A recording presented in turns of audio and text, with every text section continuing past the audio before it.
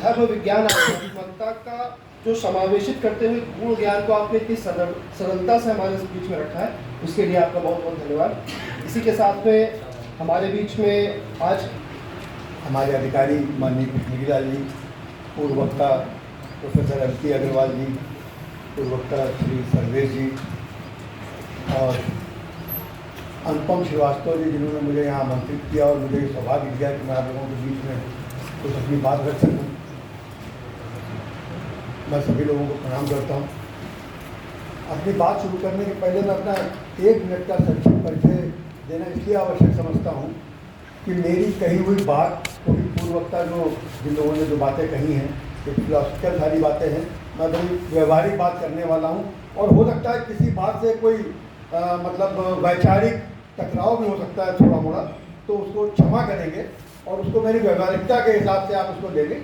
मैं संघ का स्वयंसेवक हूँ, द्वितीय वर्ष ट्रेड हूँ, 2nd जनरेशन का स्वयंसेवक हूँ। मेरे पिता ही स्वयंसेवक थे, इस नाते से मैं स्वयंसेवक हूँ। तो मतलब कोई बात जो मैं कह रहा हूँ वो व्यवहारिकता के नाते। और मैं कानपुर में रहता था। नारायण दत्त तिवारी उस जमाने में इंडस्ट्री मिनिस्टर थे, हालांकि मैं संघ का स्वयंसेवक था, वो कांग्रेस के थे, लेकिन फिर भी उन्होंने आकर के वहाँ पर एक बात कही कि आजकल के नौजवानों को उद्यम में आना चाहिए। और इसलिए मैंने ये तय किया कि क्योंकि देश की बात थी, देश के नाते से वो देश के उद्यम इंडस्ट्री मिनिस्टर थे और उस आदमी को ज़्यादा पता जो खुद उद्यमी हो, जिसने उस विषय को पाया हो फिलोसफिकली और बौद्धिक रूप से, तो ठीक। तो वो कम किया, जानबूझ के अनजाने में कम किया, मुझे नहीं पता। जिस जमाने में मैं क्लास 4थे 5वें 6ठे दर्जे में पढ़ता था, माता पिता पढ़ने के लिए बहुत वगैरह वगैरह तमाम सारी बातें, यानी हमारे मन में एक बात डाल दी गई, पढ़ेगा नहीं तो काम करना पड़ेगा, यानी पढ़ जाएगा तो काम नहीं करना पड़ेगा। ये बात हमारे बाल मन में बहुत अच्छी तरह बैठ गई। और जब कम से कम जो मेरी आयु वर्ग के लोग हैं, उनके लगभग सबके घर में ये विषय कहीं ना कहीं आया जरूर होगा।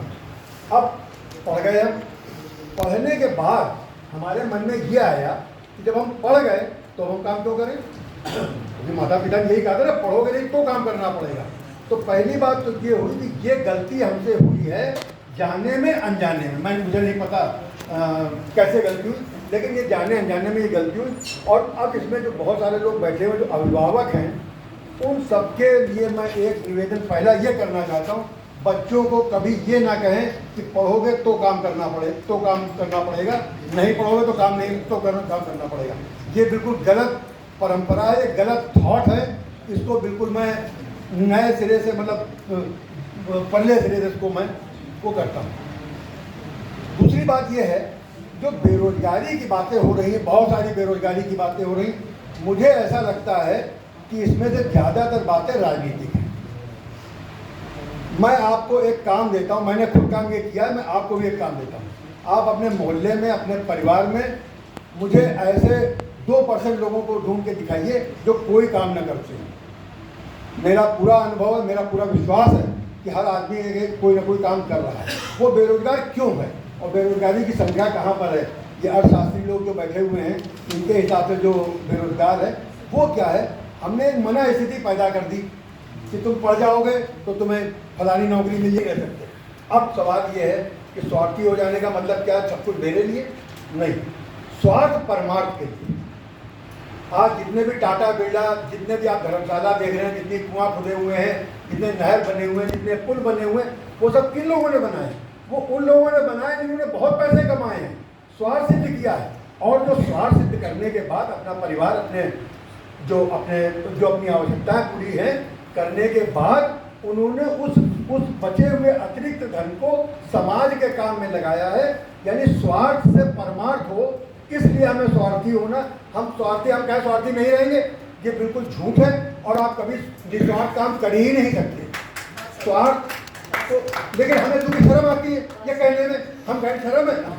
तो अगर हम इतने स्वार्थी हैं कि हम अपनी आवश्यकताएं पूरी करने के बाद हम परमार्थ के लिए स्वार्थ अपना सिद्ध कर रहे हैं, तो मुझे लगता है कि उस स्वार्थ में कोई समस्या नहीं होनी चाहिए। और इस बात को हम खुले मन से कहें कि मैं स्वार्थी हूँ, मैं आज यहाँ पर आया हूँ तो मैं कुछ सीखने आया हूँ, ये मेरा स्वार्थ है।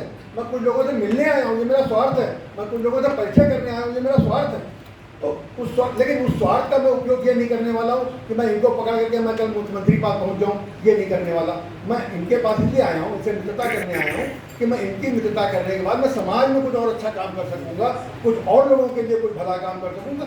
ये मेरा मंतव्य है। मेरा ये मंतव्य नहीं कि मैं इनको पकड़ करके ये बड़े अधिकारी और मैं सीधा फिर कल वहाँ पहुँच जाऊँ पौवा लगाने या कुछ भी करने।